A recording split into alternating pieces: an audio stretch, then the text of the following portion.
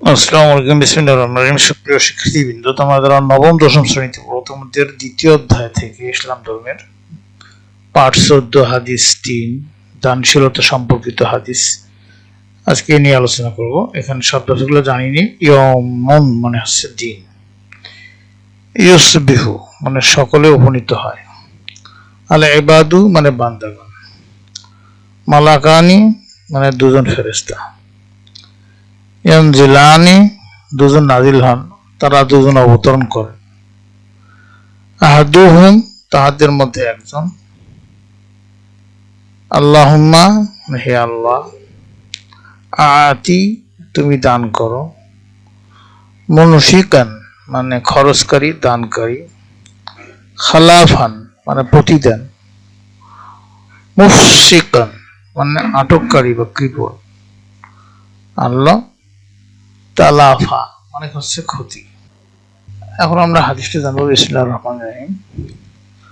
মা মিন ইয়াউমিন ইয়াসবিহুল ইবাদু ফিহি ইল্লা মালাকান ইয়ানজিলান ফায়াকুলু আহাদুহুমা আল্লাহুম্মা আতি মুনফিকান খালাফান ওয়ায়াকুলুল আখারু আল্লাহুম্মা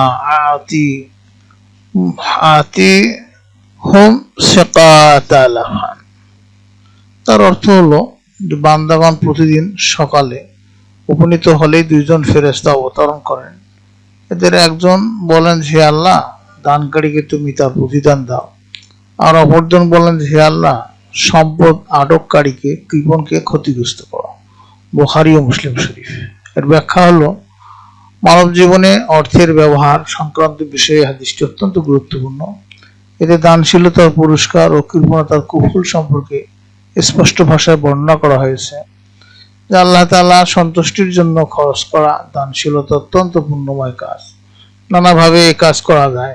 সন্তুষ্ট চিত্তে নিজ মাতা পিতা, আত্মীয় স্বজন, বন্ধু বান্ধবদের জন্য খরচ করাও এক প্রকার দানশীলতা। তাছাড়া গরিব, অভাবী, এতিম, দুস্থ, ফকির, মিসকিনকে সাহায্য করা সকলের কর্তব্য। দান করার মাধ্যমে মানুষের ঈমানের বহিঃপ্রকাশ ঘটে।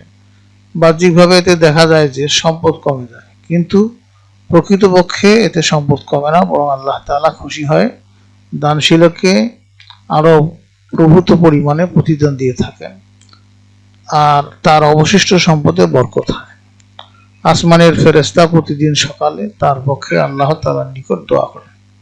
পক্ষান্তরে যে ব্যক্তি সম্পদ খরচ না করে জমা করে রাখে সে কৃপণ, তার সম্পদ কোনো কাজে আসে না, এতে কোনো রূপ কল্যাণ ও বরকত নেই। আসমানের ফেরেশতাগণও তার প্রতি বদদোয়া করেন। এভাবে দুনিয়া আখিরাতে কৃপণ ব্যক্তি ক্ষতিগ্রস্ত হয়। এই হাদিসের শিক্ষা হলো, দানশীলতা একটা মহৎ গুণ। দানশীল ব্যক্তির জন্য ফেরেশতাগণ দোয়া করে থাকেন, আল্লাহ তাআলা দানশীলকে উত্তম প্রতিদান দিয়ে থাকেন। 3 কৃপণতা হলো নিন্দনীয় কাজ। কৃপণ ব্যক্তি সর্বাবস্থায় ক্ষতিগ্রস্ত হয়। অতএব আমরা দানশীল হব, গরিব, দুঃখী, অভাবীদের সাহায্য করব, নিজ পিতামাতা, ভাই বোনদের জন্য খরচ করব। এতে আল্লাহ তাআলা খুশি হবেন এবং আমাদের উত্তম প্রতিদান দেবেন। প্রিয় শিক্ষার্থীবৃন্দ, তোমাদের কাজ হলো তোমরা দানশীলতা সম্পর্কে হাদিসটির শিক্ষা লিখে শিক্ষককে দেখাবে। আর এই 14 নম্বর পাঠে যার সমাজে সমস্ত প্রশ্ন হতে পারে সেটা নিয়ে আলোচনা করব। পরবর্তী ক্লাসে আমরা পাঠ 15 হাদিস নম্বর 4 নিয়ে আলোচনা করব। এটা ছিল বৃক্ষরোপণ সম্পর্কিত হাদিস। তো চলো এখন আমরা দেখে আসি যে এই 14 নম্বর অধ্যায়ের মধ্যে কি কি প্রশ্ন হতে পারে। এতক্ষণ থেকে তোমরা যে ক্লাসটি করলে, এই 14 নম্বর হাদিস মানে পাঠ থেকে আমরা হাদিস নম্বর ছিল 3, এর থেকে আমরা যা শিখবো, এখান থেকে কি কি প্রশ্ন হতে পারে দানশীলতা সম্পর্ক থেকে সম্ভাব্য কিছু গুরুত্বপূর্ণ প্রশ্ন উত্তর নিশ্চিত হলো। যে জ্ঞানমূলক প্রশ্ন উত্তর হলো, প্রতিদিন সকালে কজন ফেরেশতা অবতরণ করেন? উত্তর হলো, প্রতিদিন সকালে 2 জন ফেরেশতা অবতরণ করে। দানশীলতা সম্পর্কিত এই হাদিসটি উৎস কি? উত্তর হলো, এই হাদিসটি বুখারী মুসলিম শরীফ থেকে সংগৃহীত। প্রথম ফেরেশতাটি আল্লাহর কাছে কি দোয়া করেন? প্রথম ফেরেশতাটি বলেন, হে আল্লাহ, দানকারীকে তুমি প্রতিদান দাও। মুমসিকান শব্দটির অর্থ কি? মুমসিকান অর্থ হলো আটককারী বা কৃপণ।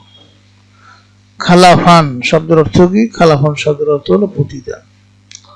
অনুধাবনমূলক প্রশ্নোত্তর, দান করলে সম্পদ কমে না, ব্যাখ্যা করো। উত্তর হলো, বাহ্যিকভাবে মনে হতে পারে যে দানে সম্পদ কমে যায় বা দান করলে সম্পদ কমে যায়, কিন্তু প্রকৃতপক্ষে এতে সম্পদ কমে না।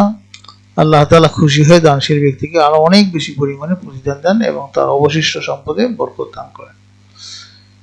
এরপরে প্রশ্ন, কৃপণ ব্যক্তির পরিণতি সম্পর্কে হাদিসে কি বলা হয়েছে? হাদিস অনুযায়ী কৃপণ ব্যক্তির জন্য ফেরেশতা বদদোয়া করেন।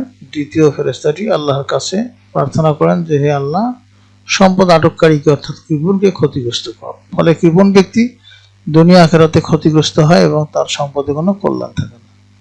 এরপরে দানশীলতা কিভাবে ঈমানের বহিঃপ্রকাশ ঘটায়? উত্তর হলো, সন্তুষ্ট চিত্তে নিজের অর্জিত অর্থ, মা বাবা, আত্মীয় স্বজন, অভাবী মানুষকে সাহায্য করার মাধ্যমে আল্লাহর প্রতি আনুগত্য প্রকাশ পায়। এই ত্যাগের মানসিকতা পরোপকারী মানুষের ঈমানের দৃঢ়তা প্রকাশ করে।